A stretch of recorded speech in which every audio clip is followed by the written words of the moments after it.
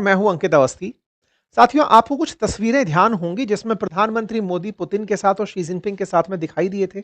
Putin और Xi Jinping से बड़ी गर्मजोशी से मिलते हुए दिखाई दिए थे। अगर आपको ध्यान आ जाए तो इनके बीच की गर्मजोशी की चर्चा अंतर्राष्ट्रीय स्तर पर हुई थी। घटना याद आ जाए तो ये एससीओ की बैठक का समय था जब दुनिया भर के बहुत सारे नेता चीन में एकत्रित हुए थे, शंघाई कॉरपोरेशन ऑर्गेनाइजेशन की बैठक में, जहां पर प्रधानमंत्री ने फिजिकली यानी सशरीर प्रेजेंट होकर के मीटिंग अटेंड की थी। लेकिन उसी मीटिंग में एक तस्वीर बाहर आई थी जिसमें प्रधानमंत्री पुतिन के साथ बैठे हुए कुछ इस तरह से कार में दिखाई दिए थे। ये वीडियो काफी ज्यादा चर्चा में रहा था जब प्रधानमंत्री पुतिन की कार में काफी देर तक बैठे रहे और इसी कार से वो अपने डेस्टिनेशन तक गए जहां उन्हें जाना था। एक बार के लिए तो ये उस समय बड़ी केमिस्ट्री के रूप में चर्चा का विषय बनकर आया, लेकिन हाल ही में सोशल मीडिया पर एक बहुत बड़ी बात निकल कर आने लगी है और उस बात में ये बात कही जा रही है कि क्या एससीओ समिट के अंदर प्रधानमंत्री मोदी की जान को खतरा था। एक तारीख विशेष का जिक्र हो रहा है, अगस्त 31 के प्रधानमंत्री जब वहां थे तब क्या पुतिन ने प्रधानमंत्री मोदी की जान बचाई थी। ये सवाल इतना ज्यादा सरफेस हो रहा है कि मिलियंस में लोगों की रीच है। ट्विटर पर इस बारे में जबरदस्त चर्चा है। ये लोगों के कमेंट्स ही हैं जो मैं आपको दिखा रहा हूं। और इनको मारने के पीछे अमेरिका की डीप स्टेट्स का या गुप्तचर एजेंसियों का हाथ संभावित रूप से बताया जा रहा है। अब इस पूरी कहानी को एक बार और तवज्जो तब मिलती है जब बांग्लादेश के अंदर अमेरिका की गुप्त एजेंसीज का कहिए या अमेरिकी फोर्सेस का एक अधिकारी मृत पाया जाता है। अब चीन का बांग्लादेश से क्या कनेक्शन है, इस पूरी कहानी को इससे किस तरह से जोड़ा जा सकता है, आज के सेशन में हम इस विषय का जिक्र करेंगे। देखिए, ये सारी थ्योरीज हैं, क्योंकि एग्जीक्यूशन हो गया होता तब तो आप घटना का बारे में जिक्र कर रहे होते कि ये ऐसे ऐसे हुआ। लेकिन आपने तमाम प्रकार की जितनी भी अब तक खुफिया फिल्में देखी हैं उसमें इस तरह से ही बताया जाता है कि खुफिया एजेंसी किसी बड़ी दुर्घटना को होने से रोकती हैं, दुश्मनों को न्यूट्रलाइज करती हैं। अब मैं आपको एक एक करके सारी घटनाओं को रिकलेक्ट कराता हूं।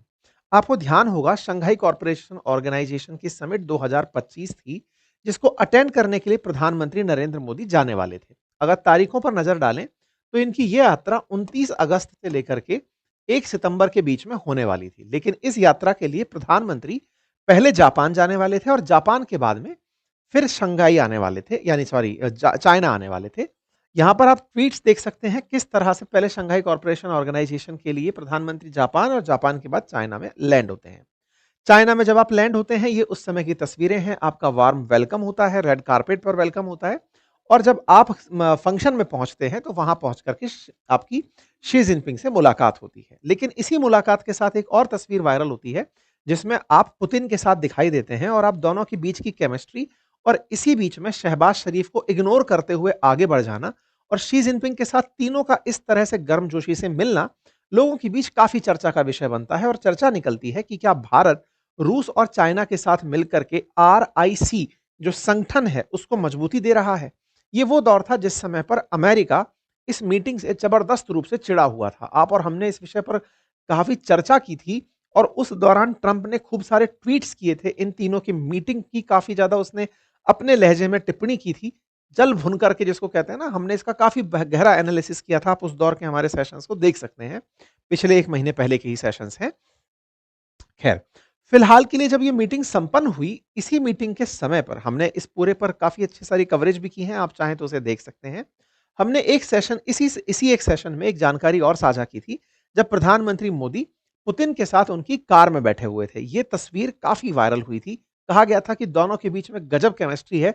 दोनों इतने व्यस्त समय में भी अपने लिए अलग से टाइम निकाल लिए।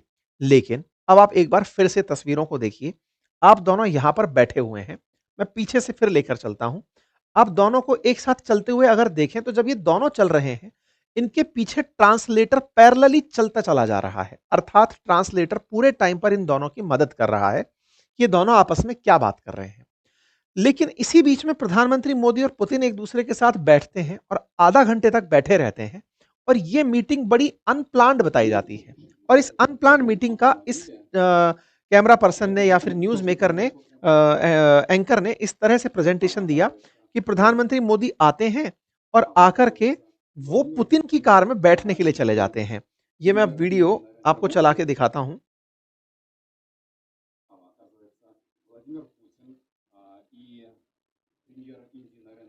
ये वीडियो अटक रहा है, अब चल गया। देखिए, आप यहां पर देखें तो प्रधानमंत्री मोदी जो है ना, वो अपनी कार छोड़ करके पुतिन की गाड़ी में बैठते हैं और ये चर्चा, बड़ी चर्चा बनती है उस समय पर कि ये मित्रता क्या कहलाती है। दोनों के बीच में इस तरह से बैठक बैठक होती है और ये थोड़ी बहुत देर नहीं, लगभग 30 मिनट तक एक दूसरे के साथ कार साझा करते हैं।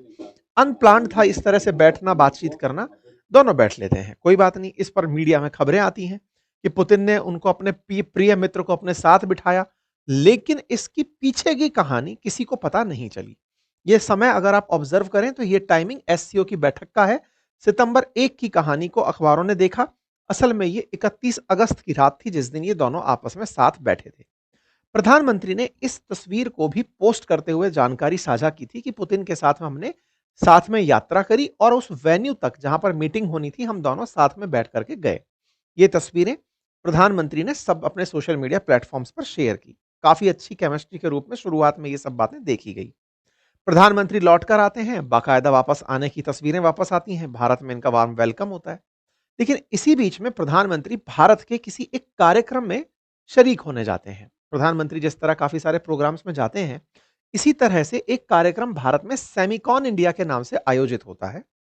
और जब वहां पर प्रधानमंत्री बोल रहे होते हैं 3 सितंबर को, तो प्रधानमंत्री कहते हैं कि मैं हाल ही में जापान और चीन की यात्रा से लौटा।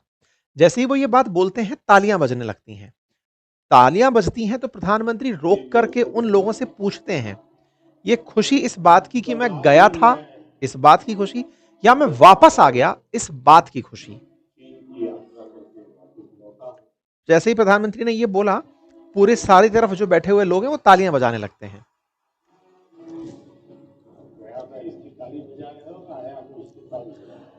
गया था इसकी ताली बजा रहे हो या आया हूं इसकी ताली बजा रहे हो।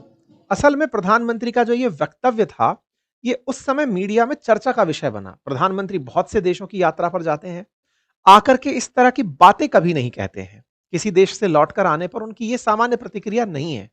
तालियां बजने पर तो विशेष रूप से प्रधानमंत्री अपने इस यात्रा को बहुत बढ़ा चढ़ाकर नहीं बताते हैं। लेकिन इस प्रतिक्रिया से लोग सवाल बनाने लगे कि प्रधानमंत्री ने क्या यह जानबूझकर मेंशन किया कि आज मैं वापस आ गया हूं, क्या खुश हो कि मैं लौट आया हूं? क्या इनके दिमाग में कुछ ऐसा चल रहा था उस समय जो इन्हें बताया गया था कि आपके साथ कुछ गलत होने वाला है? अब ये बच करके वापस आए हैं तो इसी बचने के बाद में ये लोगों के साथ अपनी बातें रख रहे हैं। ये चर्चा का विषय बनता है। हेडलाइंस बनती हैं, US special force officer who died eight Dhaka Westin hotel checked in on August 27, not on August 29। अब ये क्या कहानी है? एक अखबार है जिसका नाम है नॉर्थ ईस्ट न्यूज। इस नॉर्थ ईस्ट न्यूज ने एक हेडलाइन कवर की और उसने लिखा कि यूएस स्पेशल फोर्स का ऑफिसर जो कि 50 साल का था, ये व्यक्ति है जिसे आप यहां पर देख रहे हैं। इस व्यक्ति ने, जिसका नाम था अरवेल जैक्सन, ये अरवेल जैक्सन बांग्लादेश आया हुआ था और बांग्लादेश में 27 तारीख को इसने होटल में चेक इन किया था। अब 27 तारीख से क्या लेना देना? 29, 30, 31, 1 इस बीच में प्रधानमंत्री की यात्रा जापान और चीन की यात्रा थी। इधर जापान और चीन की यात्रा पर गए प्रधानमंत्री का बांग्लादेश क्या कनेक्शन है, अब उस पर आते हैं। असल में ये स्पेशल फोर्सेस का अधिकारी, अमेरिकी फोर्सेस का अधिकारी, बांग्लादेश के एक होटल जिसका नाम वेस्टिन होटल है उसमें मृत पाया जाता है। एक 5 स्टार होटल है, उसमें मृत पाया जाता है। मृत पाया जाना शारीरिक रूप से किसी भी तरह से संभव हो सकता है, लेकिन धीरे धीरे रिपोर्ट्स में बाहर निकल कर आता है कि इसे मारने के लिए इसके ड्रिंक्स में पोलोनियम नाम का कोई केमिकल मिलाया गया था। जानकारी निकल कर आती है कि इस व्यक्ति को लेने के लिए यूएस एम्बेसी से ही ऑफिसर्स आते हैं, यूएस एम्बेसी से ही डॉक्टर्स आते हैं। लोकल पुलिस को इस केस में हाथ भी नहीं लगाने दिया जाता है और इसकी मीडिया कवरेज को बंद करा दिया जाता है। अमेरिकी अधिकारियों द्वारा होटल के स्टाफ को धमकाया जाता है कि यह खबर अब बाहर नहीं आनी चाहिए। ढाका पुलिस तक ने इस पर कोई बयान नहीं दिया। एक व्यक्ति की मौत किसी दूसरे देश में अगर हो रही है तो निश्चित ही यह दूसरे देश का विषय है, क्योंकि एम्बेसी में मौत नहीं हुई है, किसी दूसरी देश की धरती पर मौत हुई है। इस व्यक्ति की मौत के बाद जब इसके रूम को खाली करने के लिए जो टीम आई, वो भी यूएस एम्बेसी से ही आई और वो इसके कमरे से ना केवल डेड बॉडी को लेकर गई बल्कि काफी सारे बैग भर करके सामान लेकर के गई। इस पर बहुत सारे सवाल उठने लगे कि अल्टीमेटली यूएस वाले ऐसा क्या छुपा रहे हैं अपने एक कर्मचारी की मौत के नाम पर, जिसे मीडिया में भी आने नहीं दिया जा रहा। खबरें बड़ी बनती चली गई। धीरे धीरे लोग इसके पीछे की कॉन्स्पिरेसी को तलाशने लगे। तारीखों को जोड़ने की बात तब शुरू हुई जब प्रधानमंत्री 3 सितंबर को लौट कर आए। वेस्टिन होटल का प्रधानमंत्री से क्या कनेक्शन है, अब उस पर चलते हैं। असल मायने में जानकारी निकल कर आई कि यह व्यक्ति 27 तारीख से 1 सितंबर के बीच इसी होटल में था। 29 तारीख को जिस समय प्रधानमंत्री मोदी चाइना में थे, उस समय ही इसका खेल हो गया। असल मायने में ढाका में बैठा ये जो अधिकारी था, इस अधिकारी को डीप स्टेट ने भेजा था। डीप स्टेट की क्या कहानी है, अब उस पर चलते हैं। असल में कहा जा रहा है कि यूएस की खुफिया एजेंसीज इस बात से खफा थी कि प्रधानमंत्री मोदी रूस और चाइना से मुलाकात करें। वो लगातार पहले भी इस बात का प्रयास करते रहे कि ये तीनों लोग आपस में ना मिलें। इनको रोकने के लिए या तो भारत के अंदर ही अशांति पैदा की जाए, और अशांति पैदा करने के लिए इस तरह के गुप्तचरों को, जो कि विशेष रूप से एजेंट्स होते हैं, कई फिल्मों को जिस तरह से आपने जेम्स बॉन्ड स्टाइल में देखा है और समझा है, कुछ ऐसे कलाकार टाइप के लोग होते हैं जिन्हें पूरा पूरा जिम्मा देके भेजा जाता है कि आप जाएंगे, वहीं के लोगों में घुल मिल जाएंगे, अपनी तरफ से पैसा फैलाएंगे, देश में अशांति पैदा करेंगे। ये इस दौर में बांग्लादेश था जिस समय प्रधानमंत्री उस जापान की यात्रा पर थे। जापान से उन्हें चाइना आना था।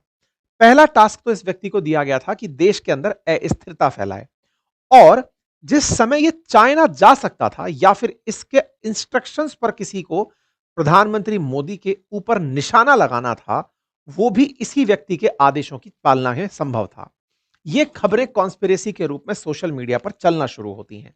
सोशल मीडिया पर 23 अक्टूबर के दिन अचानक कुछ ट्वीट्स सरफेस होने लगते हैं, और उसमें US special force officer Terrence Arvel Jackson was not only tasked with job of assassination PM Modi during the SCO summit but also secretly assigned to arm twist US अंतरिम government into mortgaging Saint Martin island. इसको दो काम के लिए भेजा गया।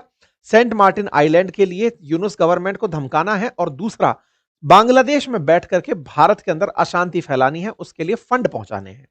ये social media पर जो आने लगे ट्वीट्स, इनकी रीच मिलियंस में आने लगी। अचानक आजकल में ये जबरदस्त चर्चा का विषय बन गया कि प्रधानमंत्री मोदी को बचाने के लिए पुतिन सामने आए थे। अब ये क्या कहानी है?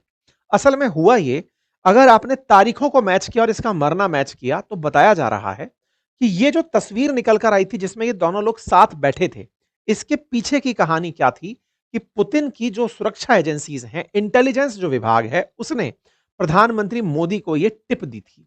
बताया था कि आपको असैसिनेट करने की प्लानिंग चल रही है, आपके देश में अस्थिरता प्लान की जा रही है, और ऐसे ऐसे अमेरिका का एक गुप्त अधिकारी निकल कर आया है। अगर उसे गुप्तचर एजेंसी मार भी देंगी तो अमेरिका उस पर कोई गारंटी नहीं लेगा। जैसा कि आपने फिल्मों में देखा है, जब भी कोई गुप्तचर मारे जाते हैं तो उनके बारे में कभी भी बाहर निकलकर चीजें नहीं आती हैं। इसी के चलते इंडिया और रशिया की गुप्तचर एजेंसी ने जो सीआईए के द्वारा जो प्लॉट बिठाया गया था प्रधानमंत्री को मारने का या फिर भारत में अस्थिरता को फैलाने का, उसे फेल कर दिया गया। इस तरह से जानकारी बाहर निकलना शुरू होती है। हालांकि इस पूरी घटना का किसी ने अभी तक कोई क्लेम नहीं किया है, अर्थात ना तो भारत की तरफ से कोई घटना पर क्लेम हुआ है, ना अमेरिका की तरफ से कोई क्लेम हुआ है, ना रशिया की तरफ से क्लेम हुआ है। लोग बस इसको इस तरह से जोड़कर देखना शुरू कर रहे हैं कि प्रधानमंत्री ने आकर जो बयान दिया वो अपने आप में संदेह खड़ा करता है।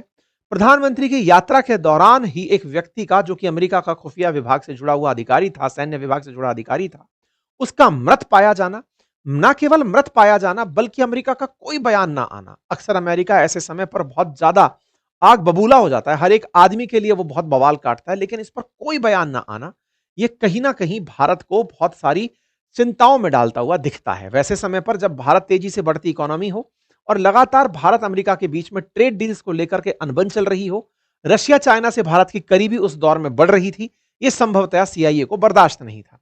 इस बात को और वैल्यू तब मिली जब प्रधानमंत्री ने अमेरिका जाना सस्पेंड कर दिया। उन्होंने इनकार कर दिया कि वो यूएनजीए की बैठक में नहीं जाएंगे, उनकी जगह विदेश मंत्री जाएंगे। यानी कि प्रधानमंत्री उस दिन के बाद से किसी भी अंतरराष्ट्रीय मंच पर शामिल होने नहीं गए।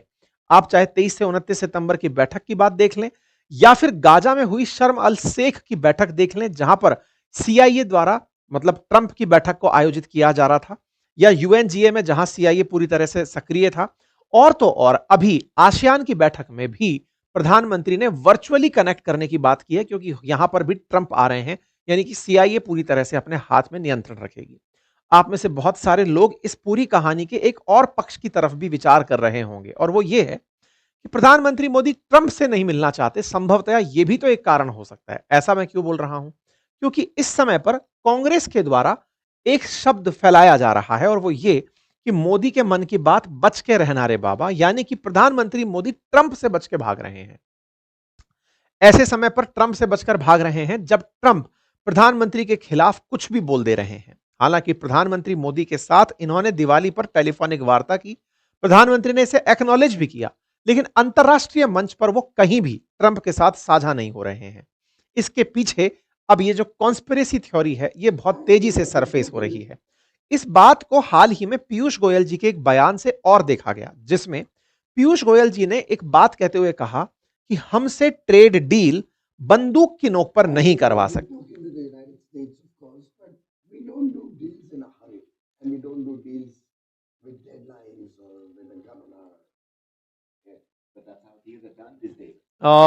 आप हमसे डील हमारे सर पर बंदूक रखकर नहीं कर सकते। ये जो बात निकलकर आई, इस बात के बहुत सारे मायने अब इस पूरी कहानी को सपोर्ट करते हुए दिख रहे हैं। अर्थात भारत यूएस के साथ जो डील करने जा रहा है, जिसके लिए लगभग सारा माहौल बन चुका है, उस डील के पीछे सीआईए के द्वारा भारत की सरकार को गिराने, साथ ही साथ प्रधानमंत्री मोदी के खिलाफ कॉन्स्पिरेसी प्लान करने या फिर तमाम प्रकार की चीजें होने की संभावनाएं जताई जा रही हैं। बट अगेन, क्योंकि ये बात पूरी तरह से फिल्मी है, देख करके लगता है कि इसका कोई साक्ष्य नहीं है। अक्सर जैसा फिल्मों में दिखाया जाता है कि अगर कोई हमारे देश के रिसर्च जो एनालिस्ट विंग जो रॉ है, वो भी अगर कोई खुफिया जानकारी इकट्ठा करती है या कोई काम करके आती है, तो वो कभी भी सरफेस नहीं होता है। फिलहाल के लिए लोग इसको इसी तरह से जोड़ रहे हैं कि हो सकता है कि ये हमारी खुफिया एजेंसियों का कारनामा हो और उन्हीं की तरफ से प्रधानमंत्री को हिदायत हो कि जहां जहां सीआईए के साथ बैठक हो, आप वहां नहीं जाएंगे, यानी अमेरिकी खुफिया एजेंसी वाले क्षेत्र में आप नहीं जाएंगे। खैर, ये तमाम जानकारियां अटकलों के रूप में ही जानी जा सकती हैं। बाकी ये मैंने जानकारी आपसे साझा इसलिए की क्योंकि इस समय काफी तेज सुर्खियां हैं। प्रधानमंत्री को पहले भी एक बार पंजाब में अपनी यात्रा के दौरान इस तरह की थ्रेट का सामना करना पड़ा था। भारत अपने लाल बहादुर शास्त्री को एक ऐसे ही असैसी, कहिए तो कॉन्स्पिरेसी के अंदर मरते हुए देख चुका है। राजीव गांधी जी को, जो कि देश के मतलब प्रधानमंत्री रहे, उनके साथ भी इस तरह की घटनाएं देख चुका है। ये सारी चीजें हैं जिनसे आप इनकार नहीं कर सकते कि ऐसी तरह के प्रयास दूसरे देशों के द्वारा होते रहे होंगे। आप इस विषय पर क्या सोचते हैं? अपनी राय जरूर कमेंट बॉक्स में रखें। चैनल पर नए हैं तो सब्सक्राइब कर लें, अपने साथियों से इसे अवश्य साझा करें। बाकी दिवाली का ऑफर अभी चल रहा है, अगर आपको आवश्यक लगता है कि किसी को आप भेंट करना चाहें किसी तरह का पढ़ाई का कंटेंट, तो आप इसे अवश्य सजेस्ट कर सकते हैं। अगर आप पीयूपीएससी या स्टेट बीसीएस की तैयारी कर रहे हैं, तो आप हमारे इन कोर्सेज को देख सकते हैं। Thank you so much.